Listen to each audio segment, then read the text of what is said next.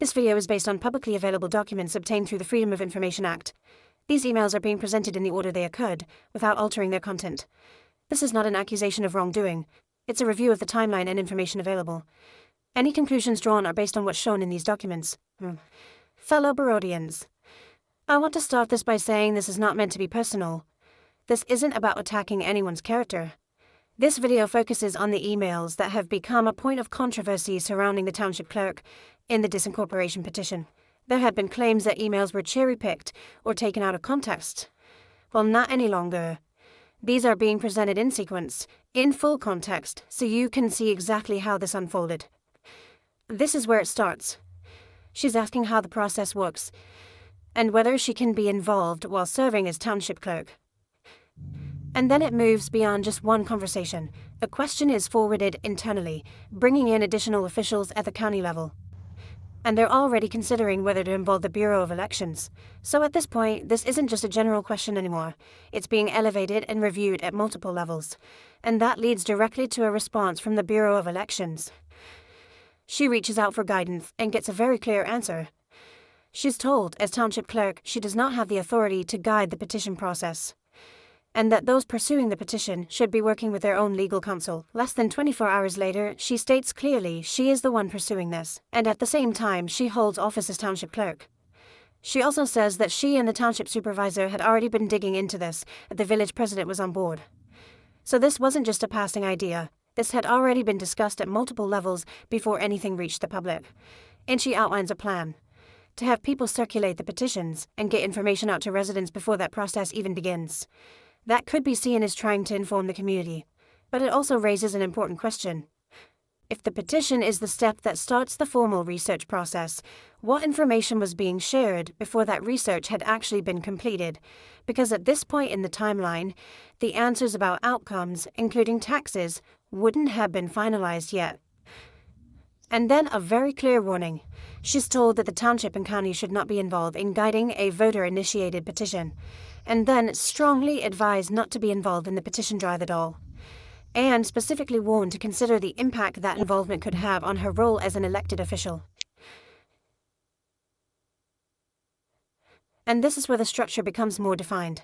She describes a group of individuals who will be working on this, with her potential help, and begins outlining how the process could work, including the idea of having the county handle parts of it to avoid a conflict. And at that same time, a new element is introduced. For the first time in this timeline, cost savings is being stated directly. So now, you have a group being formed, a process starting to take shape, and expectations about the outcome beginning to be defined as well. And that raises a fair question. How are those expectations being formed at this point? And the response to that is pretty direct. The county makes it clear this responsibility stays with the township clerk, and recommends legal guidance, specifically as a resident, not in an official capacity. Along with another reminder, there's a potential conflict of interest here, and even suggests a different path entirely, something more collaborative between the township and the village. Kind of like the Disincorporation Commission. And then she responds to that guidance, and this is where she clarifies how she plans to be involved. She states she won't personally circulate the petitions. Real quick summary, I'm out at my house and I have two people walk up, Mr. Whitehead and Mr. Price. They came and asked me a question. Whitehead approached me. But makes it clear she is still supporting the effort, and outlines how she plans to stay involved, through community communication and helping guide the discussion. And again, references the idea of lowering taxes. And then this gets escalated to the Michigan Department of State, not by residents, not by speculation, by officials looking for clarity on the process. And after reviewing these emails, a representative from the Michigan Department of State expressed concern that the township clerk may be utilizing her position to spearhead this disincorporation petition. Let that sink in. That's not a comment section. That's not a rumor. That's a concern raised after reviewing the same communication you just watched unfold. And one more thing to keep in mind. This didn't start recently. These emails go back to early 2025, and the process matters. The petition is just one step. After that, a Disincorporation Commission is supposed to be formed to figure out what this actually means, including taxes. That comes after the petition, not before. And that's the same commission the township has not moved forward on. Because of that, the village board is now considering rescinding the process entirely, and if that happens, there's no commission, no research, no plan, and no vote for township presidents. And that brings us back to these emails. So now you've seen the full timeline. These aren't selected emails, they're not taken out of context. This is the sequence from start to finish.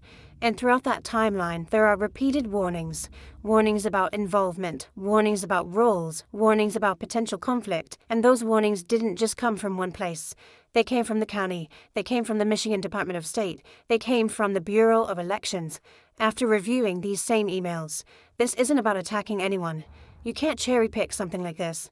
These concerns were raised internally, before any of this became public, before any emails were read aloud at meetings. That matters, because at the center of all this, these emails are now being used as the township's justification for not moving forward with the Disincorporation Commission. Yet, ironically, they are the very thing that show why this process needed to be handled carefully in the first place. It's important to note these emails suggested a more collaborative approach between the township and the village, which is just one of several recommendations that appear to have been consistently disregarded throughout this entire process. But instead of collaboration, the process has stalled. And here's the reality. If there's no commission, no research, no plan, there is no clear understanding of what this actually means. And here's the kicker. Township residents, who would still be affected by the outcome, could be left without any vote at all.